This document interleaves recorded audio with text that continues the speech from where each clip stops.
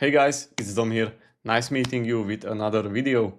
So, in this one, I'm gonna talk about psychology and human interactions in UI and UX design, as that's one of the most important factors you wanna dial in before you make any design.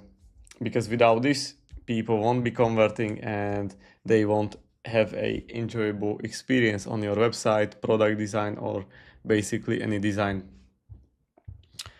So, quick tip for the UI and UX guys watching this video. What I usually did when I just started out, or I still do it till this day. If you're not sure about your design, landing page that you made or product design, I usually send it over to one of my friends or family, to go through the whole flow, test it out for themselves, and they can get a opinion. And if you see that they struggle to go from the first step to another, it usually means that one of these steps weren't so clear by the design and you should be changing it. So let's get started with the video. We already talked about a couple things in the previous video, but in this one I promised to break it down even further. So starting from the navbar, which is quite important. The layout is not that much important. It's usually the default layout, with the logo, couple features, couple pages in the middle, and then with a smaller one having the login, and with a more robust and bigger button having the sign up, as you wanna, motivate or show people to sign up. So in this case, making the navbar, it's not that easy because most people don't get the most important thing, which I talked about in the previous video, which are colors. So let's say you have a darker background, similar to this, and you would make the navbar a darker color as well. People will have a hard time reading what's up there. Then the next thing that people don't get so clear is having too difficult words basically in the navbar, so people won't even understand what your other pages are about, and they just get confused and leave the site in most cases.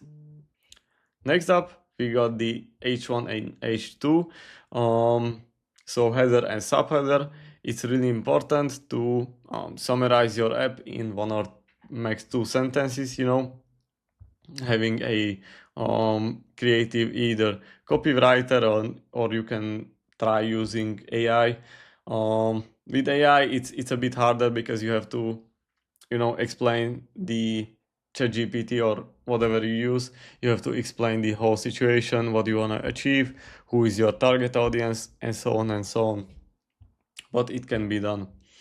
Next up, we got the two buttons, usually the sign up and login, Then, this is a huge tip for people that don't utilize this section already, is having either a screen recording or the actual product design of your app. So, if you have a smaller app, just started out, startup or anything, I will suggest you making a screen recording. There are a couple recording softwares. You can use even the one I'm using currently, which is Screen Studio.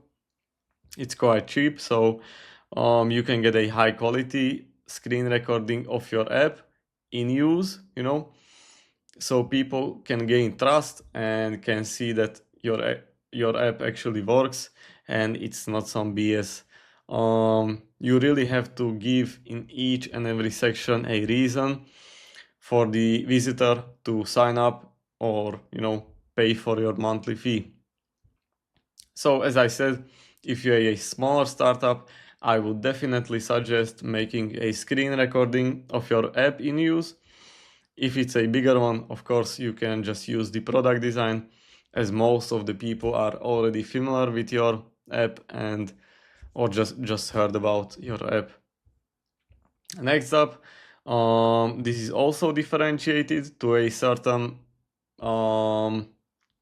company size, because not company size but the niche, because for B2B I usually like to include only logos of the biggest companies they work with. For B2C, I would personally, and I also do it, I would test it on a A/B test, like which version works the best. So the first version I would say is written client testimonials, or maybe some pictures of the users.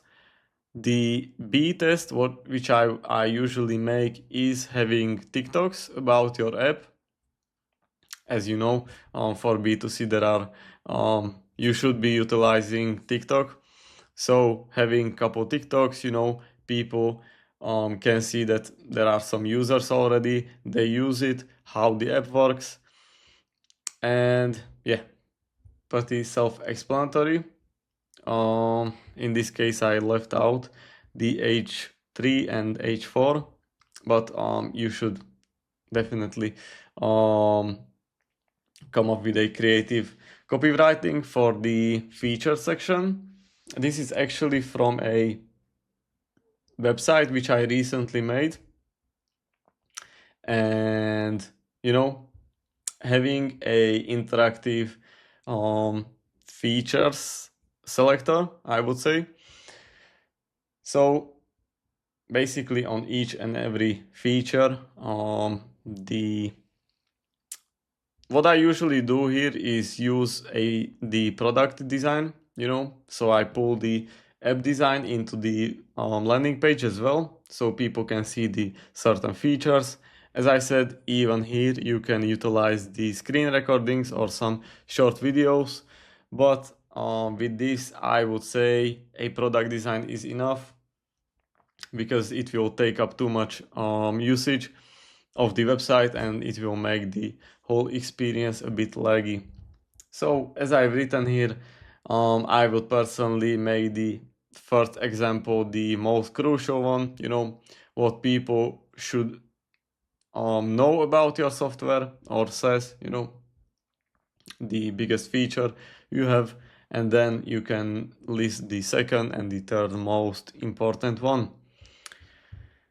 Next up, we got the the header, subheader, something really creative. This should be the pricing section, or no, sorry, this is not the pricing section.